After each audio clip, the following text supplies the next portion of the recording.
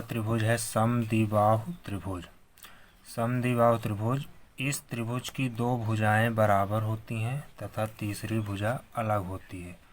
जैसा कि ये त्रिभुज ए बी सी में ये दोनों भुजाएं बराबर माप की होती हैं और एक तीसरी भुजा जो होती है अलग माप की होती है। इस समद्विबाहु त्रिभुज का क्षेत्रफल होता है बराबर a/4 √4b² माइनस a², जहाँ a त्रिभुज का आधार है, त्रिभुज का आधार a है और b त्रिभुज की बराबर भुजाओं की माप है। ये b है, जो दो भुजाएं बराबर होंगी वो b होगा और त्रिभुज का आधार a होगा। और परिमाप जो होता है तीनों भुजाओं का योगफल ही परिमाप कहलाता है। तो तीनों भुजाओं का योग कहलाएगा परिमाप, यानी a + b + b बराबर हो जाएगा a + 2b। अब इसका एक एक्सरसाइज करते हैं, क्वेश्चन करते हैं कि एक समद्विबाहु त्रिभुज का आधार 5 सेंटीमीटर और अन्य भुजा 6 सेंटीमीटर की है। त्रिभुज का क्षेत्रफल और परिमाप क्या होगा? तो सबसे पहले डायग्राम बनाएंगे। त्रिभुज ए बी सी जिसकी दो भुजाएं 6 सेंटीमीटर और आधार 5 सेंटीमीटर है। यहाँ पर जैसे चित्र में देख रहे हैं कि ये 6 सेंटीमीटर यानी b का मान 6 सेंटीमीटर और आधार a बराबर 5 सेंटीमीटर। अब फार्मूले में a और b का मान रखेंगे तो क्षेत्रफल a/4 √4b² माइनस a², ये समद्विबाहु के क्षेत्रफल का सूत्र होता है। इसमें a का मान रखेंगे और b का मान रखेंगे तो a बराबर 5, तो 5/4 √4 गुणे 6 का स्क्वायर माइनस 5 का स्क्वायर। b का मान 6 है और a का मान 5 है। आगे सॉल्व करेंगे। 5/4 √6 का स्क्वायर यानी 36 और 4 का गुणा कर दें तो 144 माइनस 25, तो 5/4 √144 में 25 घटा दें तो 119 हो गया। 119 का जो वर्गमूल है लगभग 11 मान लेंगे, क्योंकि 121 का वर्गमूल 11 होता है। तो 11/55/4 बराबर 13.75। इसको जब सॉल्व करेंगे सेंटीमीटर स्क्वायर, यानी इसका क्षेत्रफल आ गया 13.75 सेंटीमीटर स्क्वायर।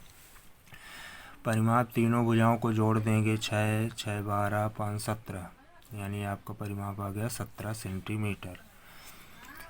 अगला त्रिभुज है समकोण त्रिभुज। ये लास्ट त्रिभुज है। त्रिभुज में 4 टाइप के ही त्रिभुज हैं, जिसमें लास्ट 4th नंबर में है समकोण त्रिभुज।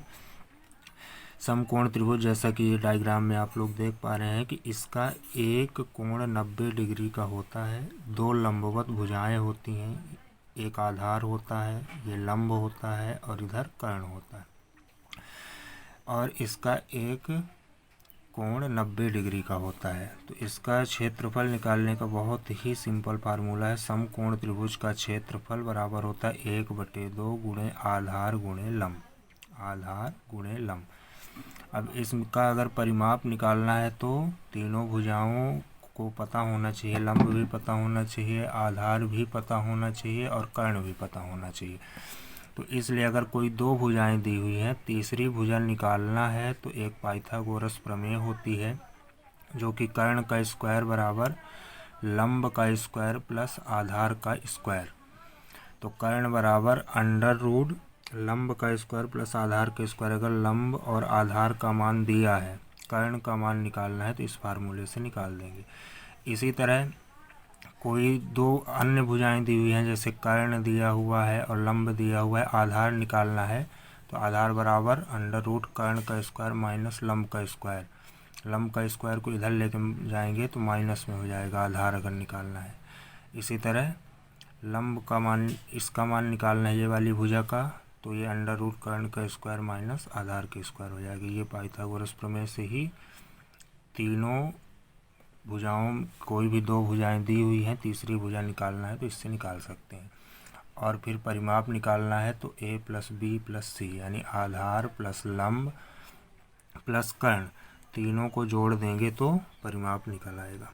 इसका उदाहरण है, क्वेश्चन है 8 सेंटीमीटर आधार एवं 6 सेंटीमीटर लंब वाले समकोण त्रिभुज का क्षेत्रफल और परिमाप ज्ञात कीजिए। तो सबसे पहले डायग्राम ड्रा करेंगे।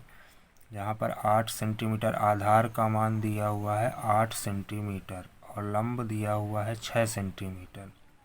तो हमको समकोण त्रिभुज का क्षेत्रफल निकालना है। तो क्षेत्रफल का सिंपल सा फार्मूला 1/2 आधार गुणे लंब, यानी आधार दिया है 8 तो 1/2 गुणे 8 गुणे लंब दिया है 6 और इसको 2 से काट दिए तो 4 और 6 चौको 24, यानी 24 सेंटीमीटर स्क्वायर ये हो गया क्षेत्रफल। परिमाप निकालने के लिए हमको कर्ण पता होना चाहिए कि कर्ण कितना है। तो कर्ण निकालने के लिए पाइथागोरस प्रमेय लगाएंगे। कर्ण बराबर √ आधार का स्क्वायर प्लस लंब का स्क्वायर। तो कर्ण बराबर हो जाएगा आधार 8 का स्क्वायर प्लस 6 का स्क्वायर, ये हुआ 8 का स्क्वायर 64 प्लस 36 यानी √100 हो गया। ऐड करने पर 100 हुआ और 100 का वर्गमूल होता है 10, यानी कर्ण का मान आ गया 10 सेंटीमीटर। अब तीनों भुजाएं, कर्ण आ गई हमारी 10 सेंटीमीटर। अब जब तीनों भुजाएं दी हुई हैं, लंब दिया हुआ है, कर्ण दिया हुआ है और आधार दिया हुआ है, तो इसका परिमाप हो जाएगा तीनों भुजाओं का योग, यानी 8 + 6 + 10 बराबर हो गया 24 सेंटीमीटर।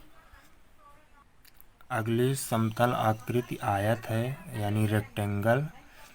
आयत, अब ये आपके त्रिभुज जो हैं 4 टाइप के थे, त्रिभुज कंप्लीट हो गए हैं। अब इसके बाद कुछ और समतल आकृतियां हैं, उनके बारे में पढ़ेंगे। जैसे आयत हो गया, वर्ग हो गया और वृत्त हो गया, अर्धवृत्त हो गया। फिर चतुर्भुज में आएंगे, वो भी 2 बीमा वाली ही राशि है। चतुर्भुज 4 टाइप के वो भी होते हैं, तो उसको भी पढ़ाया जाएगा अगले वीडियो में।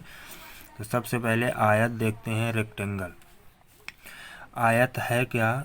समतल आकृति जो 4 भुजाओं से घिरी होती है और आमने सामने की भुजाएं बराबर होती हैं तथा प्रत्येक अंतः कोण जो अंदर के सभी चारों कोण हैं वो 90-90 डिग्री के होते हैं, तो उसे आयत कहते हैं। इसका भी क्षेत्रफल निकालने का बहुत ही सिंपल सा फार्मूला है, क्योंकि इसमें लंबाई और चौड़ाई होती है। तो क्षेत्रफल बराबर होता है लंबाई गुणे चौड़ाई और परिमाप चारों भुजाओं का योग। तो आयत का परिमाप हो जाएगा, लंबाई 2 बार है, एक लंबाई ये भी लंबाई है, जितनी ये चौड़ाई होगी उतनी चौड़ाई ये भी होगी। तो आयत का परिमाप हो जाएगा 2 कोष्टक में लंबाई प्लस चौड़ाई। और आयत का विकर्ण अगर पूछता है, ये आयत का विकर्ण कहलाता है, तो आयत के विकर्ण का फार्मूला हो जाएगा, ये आपको त्रिभुज दिख रहा होगा, ये एक त्रिभुज है जिसमें ये 90 डिग्री का है, तो ये भी समकोण त्रिभुज हो गया। और समकोण त्रिभुज में जब पाइथागोरस प्रमेय लगाएंगे तो ये कर्ण रहेगा, यानी विकर्ण बराबर हो जाएगा √ लंब का स्क्वायर प्लस आधार का स्क्वायर, यानी लंबाई का स्क्वायर प्लस चौड़ाई का स्क्वायर। तो आयत का विकर्ण बराबर √ लंबाई का स्क्वायर प्लस चौड़ाई का स्क्वायर। तो विकर्ण अगर पूछता है तो ये फार्मूला हो गया। क्षेत्रफल का ये है लंबाई गुणे चौड़ाई और परिमाप चारों भुजाओं का योग, या चाहे 2 + लंबाई प्लस चौड़ाई, 2 × लंबाई प्लस चौड़ाई कर देंगे तो परिमाप निकल आएगा। इसका भी एक क्वेश्चन करते हैं। सभी टाइप के जो क्वेश्चन है सब केवल एक ही एग्जाम्पल लेकर क्वेश्चन किए हैं, फिर इसके बाद एक वीडियो में जो कठिन क्वेश्चन है उनको भी कराया जाएगा। तो सबसे पहले एक इसके क्वेश्चन देखते हैं। एक आयत की लंबाई और चौड़ाई क्रमशः 4 सेंटीमीटर और 3 सेंटीमीटर है। लंबाई और चौड़ाई दी हुई है, आयत का हमको क्षेत्रफल निकालना है। तो यहाँ पर क्षेत्रफल बस ही पूछा है। सबसे पहले चित्र बनाएंगे। लंबाई दी हुई है 4 सेंटीमीटर, तो लंबाई में 4 सेंटीमीटर शो करेंगे। चौड़ाई आपकी ये 3 सेंटीमीटर है। आयत का क्षेत्रफल लंबाई गुणे चौड़ाई, यानी 4 × 3 बराबर हो गया 12 सेंटीमीटर स्क्वायर या 12 वर्ग सेंटीमीटर। जो क्षेत्रफल निकलेगा हमेशा वर्ग सेंटीमीटर में ही निकलेगा। आयत का अगर परिमाप निकालना है तो 2 कोष्टक में लंबाई प्लस चौड़ाई, यानी 2 कोष्टक में लंबाई दी हुई है 4 + 3 4 और 3 7 और इसका इंटू कर दिए तो 14 यानी 14 सेंटीमीटर। ये आ गया आयत का परिमाप। यदि आयत का विकर्ण की लंबाई, ये विकर्ण है, विकर्ण की लंबाई अगर पूछता है तो आयत का विकर्ण बराबर अंडर रूट लंबाई के स्क्वायर प्लस चौड़ाई के स्क्वायर, यानी अंडर रूट 4 का स्क्वायर प्लस 3 का स्क्वायर। इसको आगे सॉल्व करेंगे, स्क्वायर करेंगे, फिर अंडर रूट 25 यानी 5 सेंटीमीटर।